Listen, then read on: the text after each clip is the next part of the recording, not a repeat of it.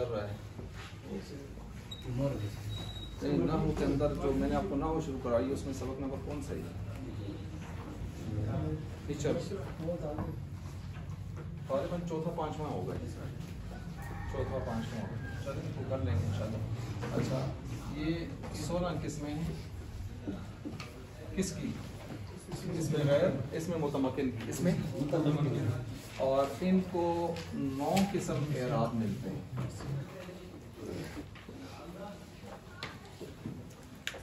बिस्मिल्लाहिर्रहमानिर्रहीम नहमदुहु व नसल्ली व नसल्लिम अला रसूलिल करीम अम्मा बाद। इसमें मुतमक्किन आपकी इल्म नहू के अंदर जो बासें हैं उनमें रीढ़ की हड्डी की हैसियत रखने वाली बात है।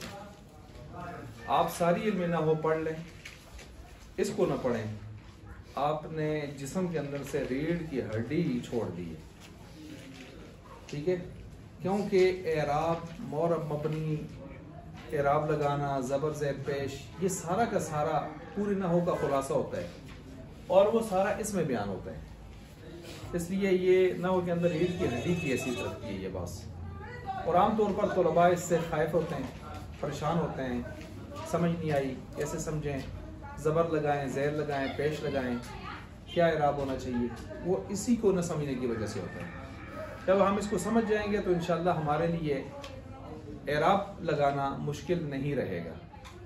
तो इसलिए आप इसको समझें कि इसमें मुतमक्किन, गैर मुतमक्किन तो वो मबनी होता है, मुशाबे मबनी, जिसकी 8 किस्में आपने पढ़ी होंगी, उस पर एराब को कबूल नहीं करता वो। ये इसमें मुतमक्किन मोरब होता है। ये क्या होता है? ये मोरब होता है और ये एराब को कबूल करता है, एराब को कबूल करता है। जब एराब को कबूल करता है तो आगे एराब कितनी किस्म के होंगे? जिनको हम देंगे वो कितनी किस्में होंगी? 16। हम इस तरह करते हैं कि इसको समझने से पहले आप ये समझ लें कि एराब क्या चीज होती है। एराब क्या चीज होती है? हमारे यहाँ जो दुनिया में एराब है वो 3 किस्म के एराब हैं। कितने किस्म के एराब हैं? 3 किस्म के एराब। क्या क्या? ज़बर, ज़ेर, पेश। ज़बर, ज़ेर, पेश। अब ये ज़बर, ज़ेर, पेश जो है, ज़बर को हम क्या कहते हैं? फतहा। और इसको क्या कहते हैं? कसरा। इसको क्या कहते हैं? जमा। एक और अंदाज में देखें, इसको हम क्या कहते हैं? रफा। इसको नसब। इसको ये एक ही चीज के मुख्तलिफ नाम है। समझ गए बात को? ज़बर, ज़ेर, पेश। ज़बर को फतह भी कहते हैं, नसब भी कहते हैं, ज़ेर को कसरा भी कहते हैं, जर भी कहते हैं, पेश को ज़मा भी कहते हैं, रफा भी कहते हैं। कुछ समझ आई है बात? अलग बात है कि ये वाले जो हैं, ये वाले ये आमतौर पर मोरब में इस्तेमाल होते हैं। ये रफा नसब जर ये आमतौर पर किसमें इस्तेमाल होते हैं? किसके अलक़ाबात हैं? मोरब के। ये जो हैं ये आमतौर पर मोरब मबनी के मुश्तरका अलक़ाब हैं। मुश्तरका यानी मोरब में भी इस्तेमाल होते हैं, मबनी में भी इस्तेमाल हो जाते हैं। और एक तीसरी चीज है जिसको हम कहते हैं, यही है, इनको हम आखिर से हा हटा के पढ़ेंगे जी। फतह, कसर, जम। जब हम इनको इस तरह पढ़ेंगे तो फिर ये मबनी के लिए इस्तेमाल होते हैं सिर्फ। मैंने कोशिश की है कि आसानी से आपको समझ आ जाए ये चीज। एराब लिखा है, एराब के लिए मैंने ज़बर, ज़ेर, पेश लिखा है। ज़बर, ज़ेर, पेश लिखा है। उस ज़बर, ज़ेर, पेश के मैंने 3 नाम लिखे हैं। ज़बर के फतहा, नसब, फतह। ज़ेर के कसरा, जर। मेरे साथ बोलते जाएं। ज़ेर के पेश। समझ आ गए? अब मैंने फर्क बताया कि ये इतने नाम रखने की क्या जरूरत थी यार, टेंशन में डाल दिए। तो जवाब दिया जा रहा है कि ये जो फतह, जमा, कसरा है, ये किस में इस्तेमाल होते हैं? मोरब और मबनी के मुश्तरका अलक़ाबात हैं, दोनों में इस्तेमाल होते हैं। लेकिन जब हम रफा नसब जर कहेंगे तो ये किस में इस्तेमाल होते हैं? जब हम जम फतह कसर कहेंगे तो ये मबनी में इस्तेमाल। समझ आ गई है? लेकिन ये तीनों लाइनें इनको बता रही हैं, जबर ज़ेर जबर ज़ेर पेश जो है ये एराब की किस्म नंबर 1 है, जिसको कहते हैं एराब बिल हरकत। एराब बिल हरकत है ना, जबर ज़ेर पेश क्या चीज है? और इस हरकत के नाम कितने हैं? 3 3 3 और 3 3 3। क्यों? या मबनी या मोरब या दोनों में इस्तेमाल। 3 3 3 जी ना ना ना वो अलग है, उसको अभी मैंने नहीं छेड़ा। ये बुनियाद है, ये अलग चीज है। ये मैंने लकीर लगा दी। अब एराब बिल हरकत की ये तशरीह हुई है। दूसरी किस्म है एराब बिल हर्फ। एराब बिल हर्फ के लिए जो इस्तेमाल होता है, जबर की जगह अलिफ, ज़ेर की जगह या, पेश की जगह।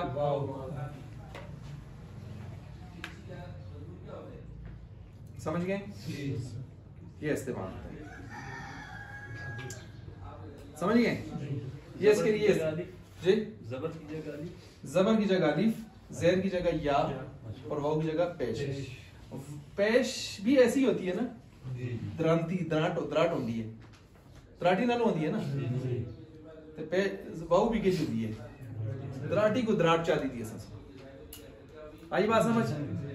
पीछे रह गया जबर। जबर अपने से पहले ज़ेर पढ़ा सकता है? पढ़ के बता दें। अलिफ लगाए उससे पहले ज़ेर पढ़े, 1,000 रुपये नाम, 1,00,000 रुपये नाम, नहीं आता ना। अलिफ से पहले पेश आ सकती है, पढ़ के बता दें। तो इसलिए अलिफ के साथ तो अलिफ जुड़ते ही जबर के साथ। सही हो गया? अब रहेगी पीछे या ज़ेर से जुड़ती है। या कैसे जुड़ती है? ज़ेर से जुड़ती है। ठीक है जी। तो इसलिए पीछे या को हमने ज़ेर से जोड़ दिया। अलिफ चूंकि जबर के बगैर आ नहीं सकता था, तो हमने अलिफ को जबर के कायम मकाम किया। वाव की शक्ल मिलती जुलती थी पेश से, तो पेश के कायम मकाम कर दिया। पीछे या रहती थी, दोस्त जाने ही किधर था? या किधर। ये समझ आ गई है? तो जब एराब इस तरह आए तो आप समझे एराब बिल हरफ है। एराब जबर ज़ेर पेश की सूरत में आए तो आप समझे एराब बिल। और उसके कितने नाम हैं? 3 3 3। क्यों है? आगे मैंने लिखा हुआ है।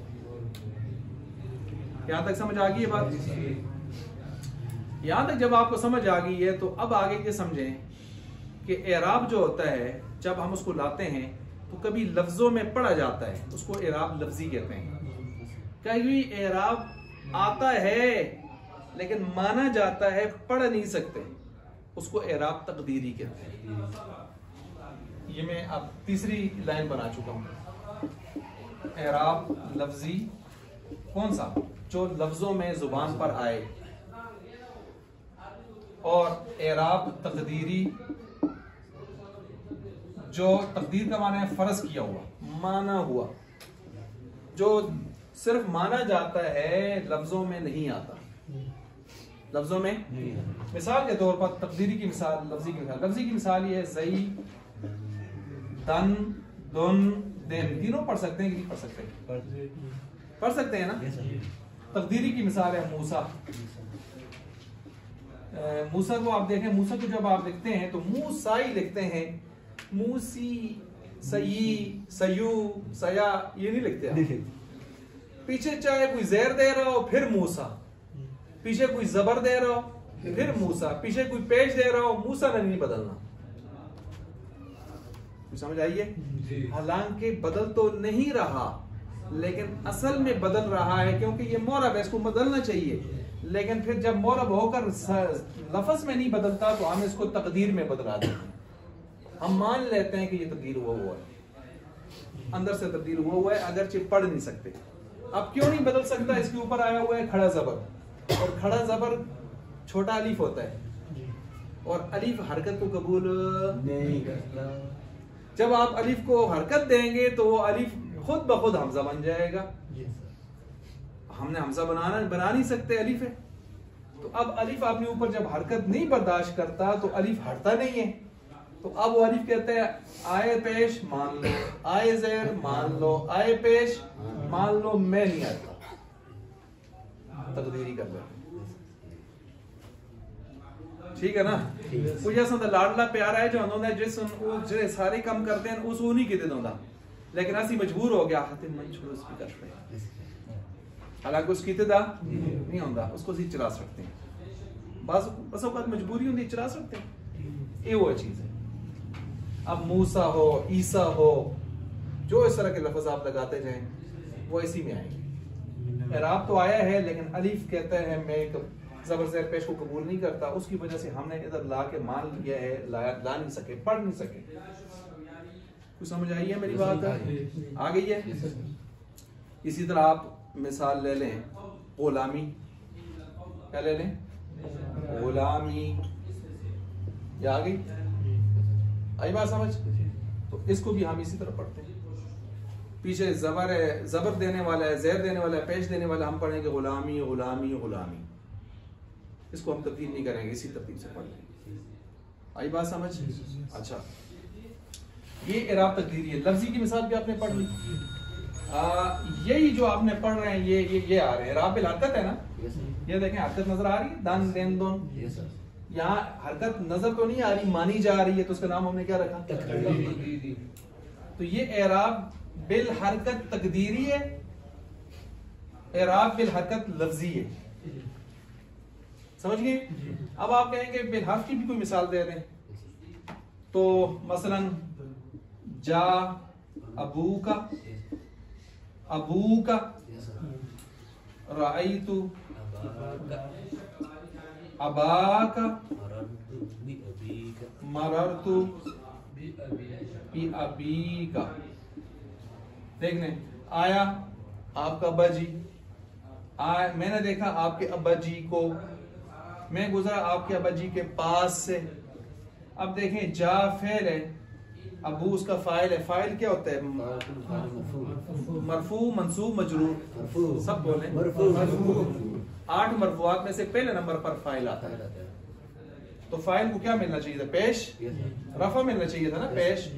तो इधर पेश नजर आ रही है या उसकी जगह पर वाऊ नजर आ रहा है? जो वाऊ ने पेश की नुमाइंदगी की है, नुमाइंदगी की है, तो इसका नाम इराब बिल हर्फ हो गया। पेश नहीं आई, पेश की नुमाइंदगी करते हुए वाऊ आई। राई तू, राई फेल, तू फाइल, फेल फाइल हो गए। आगे अबा का मफूल है, मफूल मंसूब होता है, तो यहाँ जबर आनी चाहिए थी, लेकिन जबर हमें नजर नहीं आ रही, तो जबर की जगह पर कौन आया? अलिफ ने उसकी नुमाइंदगी की है, तो इसको क्या कहेंगे? इराब बिल हर्फ। यहाँ मररतु बि अबी का, यहाँ ज़ेर आनी चाहिए थी, लेकिन हम देख रहे हैं कि यहाँ पर या ने आकर ज़ेर की नुमाइंदगी की है, तो इसलिए हम इसको इराब बिल हर्फ कह देते हैं। ये भी समझ आ गया? इराब बिल हरकत बिल हर्फ, बिल हरकत जबर ज़ेर पेश, उसके 3 नाम क्यों बता दिए। इराब बिल हर्फ, उसकी मिसालें भी आपने लिख ली। फिर इराब बिल हरकत को हमने उठाया इधर लाया, इराब बिल हरकत की किस्म है, लफ्जी है या क्या है? तकदीरी है। लफ्जी का मतलब है, लफ्जों में आप पढ़ेंगे दन देन दोन, जानी जई जानी जई दोन, राइतु जई दन, मररतु बि जई देन, पढ़ रहे हैं आप, लफ्जों में आ रहा है। अब वो तकदीरी कि जिसमें आता तो है इराब, लेकिन आखिर से कोई रुकावट आ जाती है जिसकी वजह से इराब आ तो जाता है लेकिन नजर पढ़ने में नहीं आता। मूसा, जानी मूसा, राइतु मूसा, मूसा, सा, ठीक हो गया? तकदीरी है। आपने मान लिया है कि पहले जानी मूसा में पेश मुकद्दर है, दूसरे में ज़बर है, तीसरे में ज़ेर। इसको भी समझ गए आप? अच्छा, इसको भी जब समझ गए, ये आपको मैंने बुनियादी चीजें थी जो मैंने आपको बताई हैं कि इसके अंदर बुनियाद किस तरतीब से होगी। अब इसके बाद हम आगे चलते हैं, वो जो आपने 9 किस्मों की तरफ इशारा दिया, ये बुनियाद थी जिससे आप समझ सकते थे, सही है? अच्छा, ये भी ज़हन में रखें, ये सारे जो आप पढ़ रहे हैं ये आमिल हैं या मामूल हैं? ये जो आप इसमें मुतमक्किन पढ़ रहे हैं आमिल है या मामूल है? ये मामूल है। मामूल का मतलब ये अमल कबूल कर रहे हैं। अमल 3 किस्म के हैं, रफा, नसब, जर। रफा, नसब, जर को जो कबूल कर रहा है वो मामूल होता है, उसमें अमल हो रहा होता है।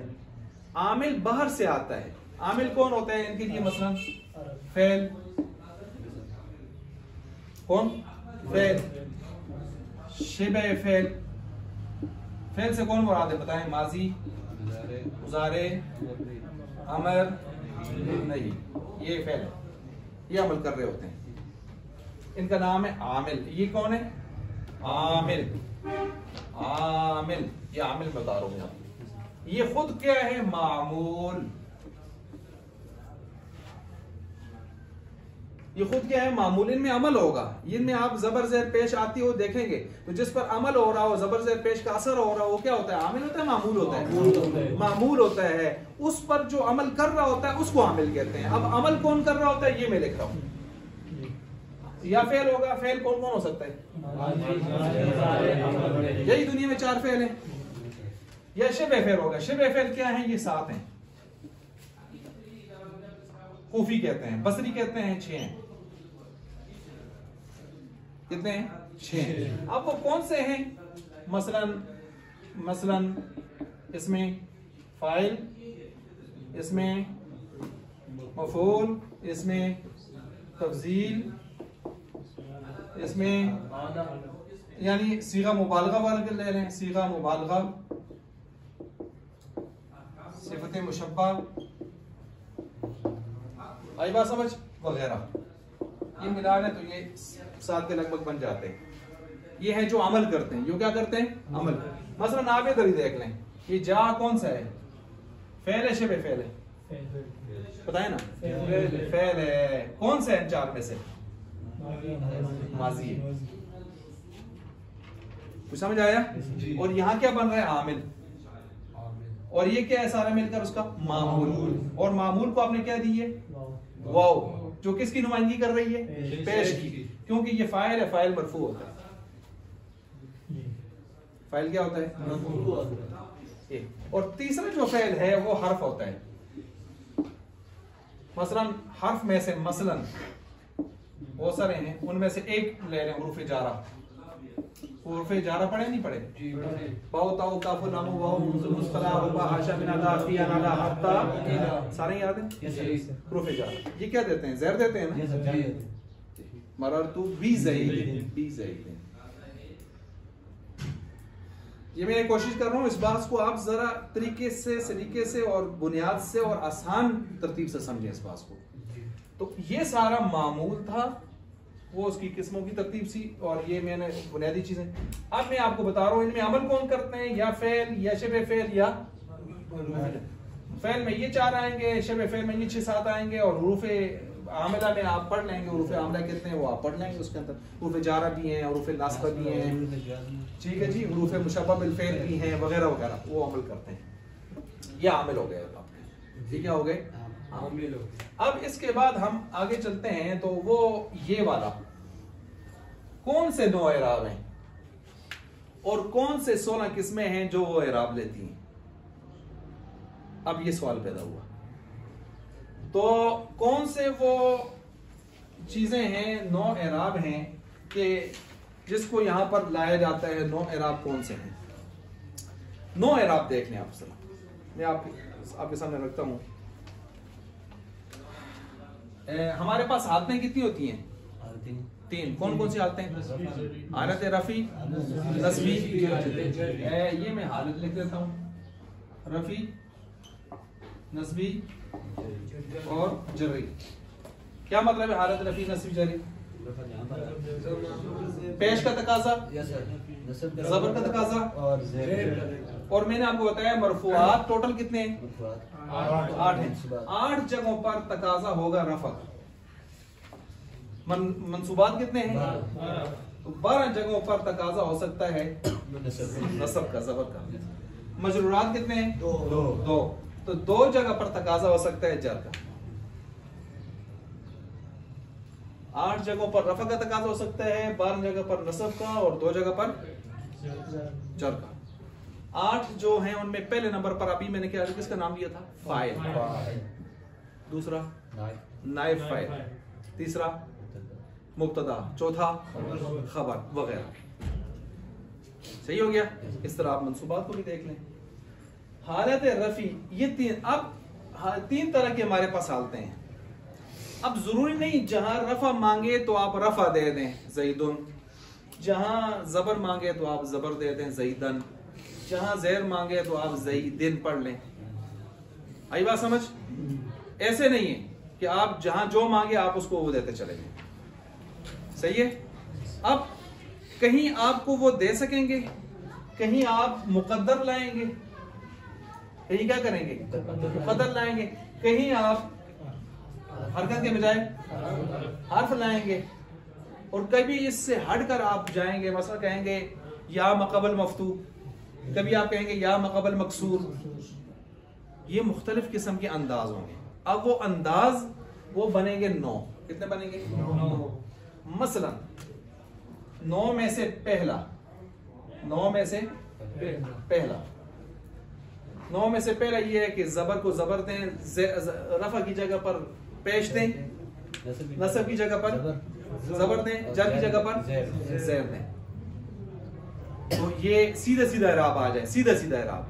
रफा आ रहा है पेश दे दो, नसब आ रहा है जबर दे दो, ज़ेर का तकाज़ा आ रहा है ज़ेर दे दो। जैसे ज़ैदन, दिन, दुन। तो इस इराब को जरा दोहरा लें। पहले इराब कौन सा हुआ? 9 में से पहले इराब रफा में पेश, नसब में, जार में। इसको कहते हैं सीधा सीधा इराब। डेंगा पड़ेगा नहीं है, सीधा सीधा। अब सीधा सीधा जो इराब है ना, ये इराब की 9 किस्मों में से पहली किस्म है, साफ सुथरा सा, जो हर आदमी समझ सकता है।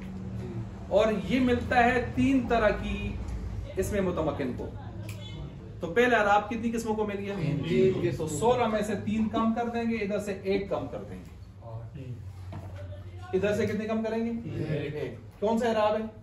जबर को जबर, ज़ेर को ज़ेर, पेश को पेश। कितनों को देंगे 16 में से? 3 को। अब वो 3 कौन से हैं?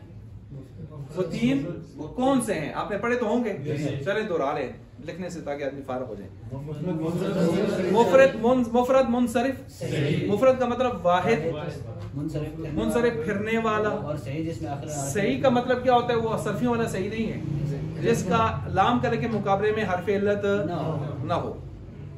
सही हो गया। जैसे ज़ैदुन। अब ज़ैदुन को देख लें।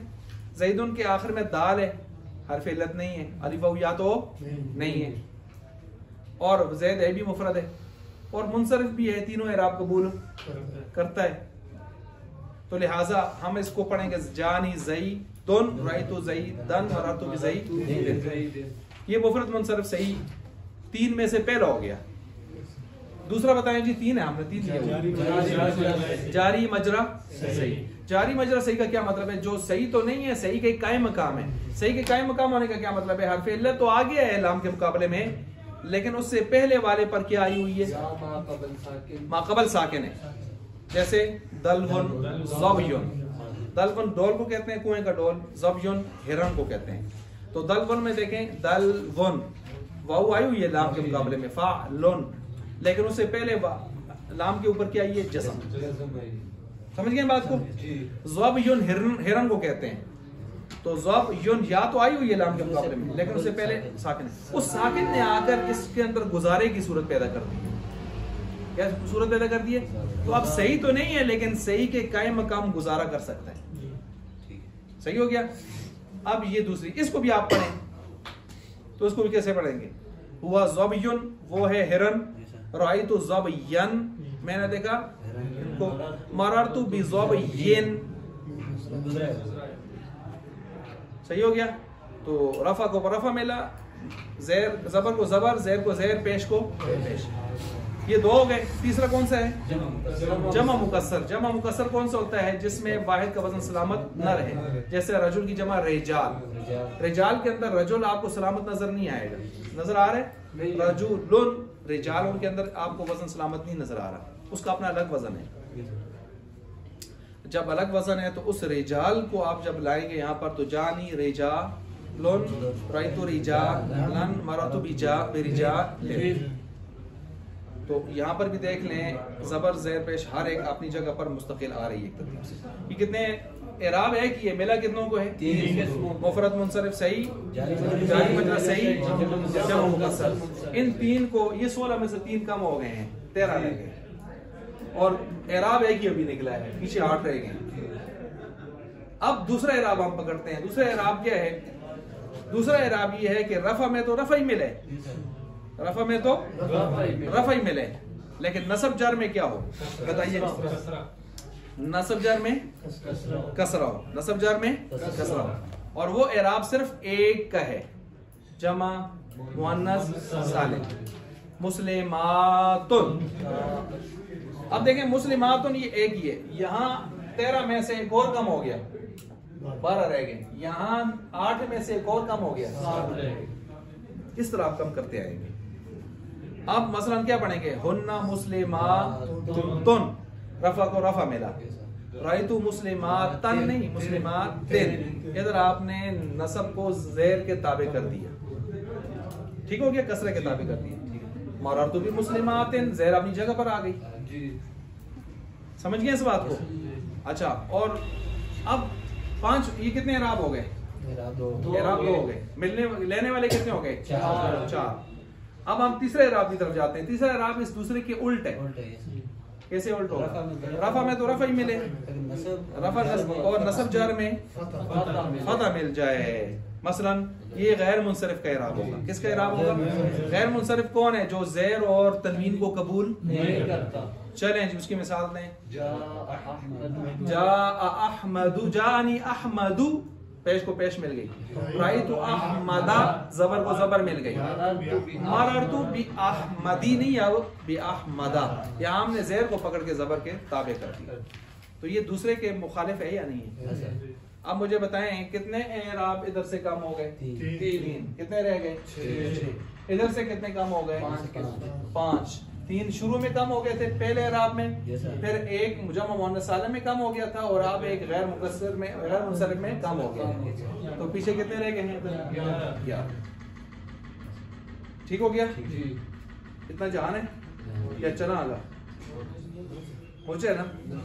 लेकिन अगली जो मैं क्लास लूंगा वो पीछे जो मैंने पढ़ाया है ये, इसको नक्शा ज़हन में अपने पास बिठा लें कि इसको अपने पास कर भी लें और ग्रुप में। और इस जो पढ़ा है आपने ये मैं आते ही पहले आपसे ही पूछूंगा कि आप मुझे पिछला वाला सुना दें, आप कितना समझे। अगर आपने मुझे ये वाला सुना दिया, अगले की गारंटी मेरी है इंशाल्लाह, वो आपको बिल्कुल फर्क आ जाएगा। अगर आपको ये समझ आ गया है तो अगला इंशाल्लाह आपको फर्क समझ आ जाएगा। खुदा न खास्ता अगर ये समझ नहीं आया, आपने समझने की कोशिश नहीं की, तो जाहिर बात है अगला फिर आपको बिल्कुल कख समझ नहीं आएगा। और ये आपके नहव के अंदर रीढ़ की हड्डी की मिसाल है, मैं बता रहा हूँ। इसको नहीं समझा आपने, नहव को समझे ही नहीं। और ये कोई मुश्किल नहीं है, एक सबक में भी कवर हो सकते हैं। 1.5-2 घंटे का सबक हो तो आराम से कवर हो सकते हैं। ठीक है, तो आप इसको दिलचस्पी से पढ़ेंगे इंशाल्लाह, दिलचस्पी, ताकि अगली क्लास में जब मैं आऊँ तो आपसे मैं पूछूँ, आप मुझे 5-7 मिनट में 10 मिनट में क्लियर कर दें कि आप सब ने वाकई में ठीक। एक बात होगी। दूसरी बात यह है कि पाबंदी करनी है क्लास के एतबार से, क्योंकि आप जो 1.5 दिन पढ़ते हैं ये मदारिस में 24 घंटे पढ़ने पढ़ाने की तरतीब होती है। वो सुबह 8 बजे शुरू करते हैं तो 12 साढ़े 12 तक पढ़ते हैं। बड़े मदारिस में फिर जोर के बाद उनकी क्लासें होती हैं, मगरिब के बाद मुताला करवाते हैं, रात को तकरार होता है, बड़ा एहतमाम होता है, तब जाके इस कोर्स को कवर करते हैं। कोर्स अल्हम्दुलिल्लाह उसी ने जो तरतीब से हम यहाँ भी पढ़ा रहे होते हैं, उसी तरतीब से पढ़ा रहे होते हैं। कोशिश करते हैं कि आप उसको, अब आपका काम ये है कि आप यहाँ से जाने के बाद भी रोज़ाना कम अज़ कम 1-1.5 घंटा अपने इस काम को ज़रूर दें, और सबसे अहम इस काम को रखें। ये शुरू से हम आपको कहते भी आ रहे हैं ना, अगर आप अभी से ये काम करेंगे, जितनी आप तवज्जो दिखाएंगे तो इंशाल्लाह अल्लाह की मेहरबानी भी इतनी ज़्यादा होगी। आप देखें आप कितनी कुर्बानी करके इस दिन को जो आपको फ़ारग दिया जाता है ताकि आप इसमें दुनिया के काम करें, आराम करें, लेकिन आप अल्लाह के नाम कर देते हैं। तो इस कुर्बानी को आपने लगाना है ठिकाने, और इसको मुफीद बनाना है। जब मुफीद बनाना है तो मुफीद बनाने के लिए ज़रूरी है आप रोज़ाना 1-1.5 घंटा अपने कोर्स को ज़रूर देंगे इंशाल्लाह। दूसरा इसके साथ आप एक और काम जो सिर्फ इंशाल्लाह बरकत वाला ना हो, अज़म वाला हो। वो ये है कि आपके जो हज़रात नहीं आ रहे या जो आपके मोबाइल नंबर आगे लिखें, इसका मकसद ही यही है। हम भी कोशिश करेंगे, रब्ता करेंगे उनसे इंशाल्लाह। और आप भी अपने दोस्तों को जानते पहचानते हैं, ग्रुप में नंबर हैं, आप उनसे हर एक रब्ता करने की कोशिश करें, ताकि वो जब आएँ तो हम उनसे पूछें आपसे किस किस का रब्ता हुआ था, तो वो कहे जी सब ने रब्ता किया था। उसका फ़ायदा ये होगा कि जब आप रब्ता करेंगे वो कहेंगे यार हमारी पूछगछ करने वाले लोग हैं, हमारी फ़िक्र करने वाले, फिर उनको फ़िक्र पैदा होगी। दूसरा वो आएंगे इंशाल्लाह, तो आपने अगर फ़िक्र की है तो आप अजर से महरूम नहीं रहेंगे।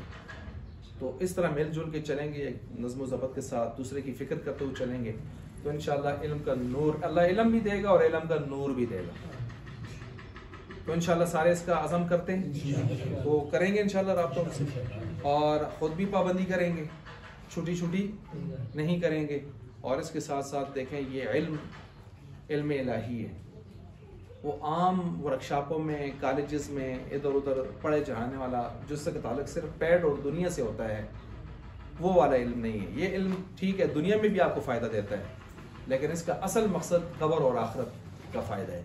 और वो तब होगा जब इस इल्म के साथ साथ हमें इल्म का नूर यानी अमल भी हमें तो इसलिए अपनी ज़ाहिरी सिफ़ात, शक्ल सूरत, ज़ाहिरी सिफ़ात, सर के बालों से लेकर पाँव के नाखनों तक जो तरतीब हैं, उस पर भी हम सबको फोकस करना है, देखना है। अगर खुदा न खास उसमें कोई कोताही है, हमारे अमल में कोताही है, किरदार में कोताही है, अपने शक्ल सूरत में कोई ऐसा मसला है, तो हम उसको लाजमी दूर करें, ताकि हमें अल्लाह का ये जो इल्म, सिफत इल्म है, ये हमें हासिल हो, नूरानियत के साथ हासिल हो। वैसे भी आगे चूँकि अभी ईद के बाद आगे दाखिलों का सिलसिला रजिस्ट्रेशन का भी शुरू होता है, उसमें फ़ाक़ुल मदारिस में दाखिले भेजने होते हैं हमें, तो उसमें हम उन्हीं के दाखिले रजिस्ट्रेशन के लिए भेज सकते हैं जो ज़ाहिरी शक्ल शबात के अतबार से बिल्कुल मुनासिब हों। वगरना अगर हम दाखिला भेज भी देते हैं तो आगे से ऑब्जेक्शन लग के आ जाता है, ये ज़हन में रख लेना, आगे से ऑब्जेक्शन लग के आ जाता है। और वो ऑब्जेक्शन फिर अब भी लग के आ जाता है अगर हम उसको किसी तरह सॉल्व भी कर लें, कुछ ऐसी तरतीब मसलन कुछ दोस्तों के हवाले से कि वो अब उन्होंने अज़म कर लिया है, लेकिन चूँकि उस नेक्स्ट पर फिर भी नहीं पहुँचे, तो उसके लिए हम वक्ती तौर पर अगर एडिटिंग का सहारा ले भी लें, समझ रहे मेरी बात ना, तो आगे चल के जब आप इम्तिहान देने जाएंगे तो कार्ड आपके पास होगा और आप उनके सामने ओरिजिनल हालत में होंगे, डिजिटल हालत में नहीं होंगे, ओरिजिनल हालत में होंगे, तो वो वहीं से देखकर आपको गेट से एंट्री नहीं करवाएंगे, ये पक्की बात है। तो इसलिए ये चीज़ें तो मैं सिर्फ दुनियावी लेवल से बता रहा हूँ, आपने तो अल्लाह के फजल से अज़म किया हुआ है, और अल्लाह आपके इस अज़म इस्तिक़लाल को मज़ीद अल्लाह ताला उसको जौलानी अता फरमाए। तो आपने ये करना है कि उसको नहीं देखना, आपने सिर्फ ये देखना है हमने आते हैं अल्लाह के नाम और अल्लाह की रज़ा के लिए सारा कुछ पढ़ते हैं, तो फिर सारा कुछ हमने अमल के लिए पढ़ना है, अपनी फ़िक्र के लिए पढ़ना है, इनक़िलाब के लिए पढ़ना है, तो हमें अज़ खुद इसकी फ़िक्र भी इंशाल्लाह करनी है, करेंगे इंशाल्लाह। जज़ाकुमुल्लाह खैर।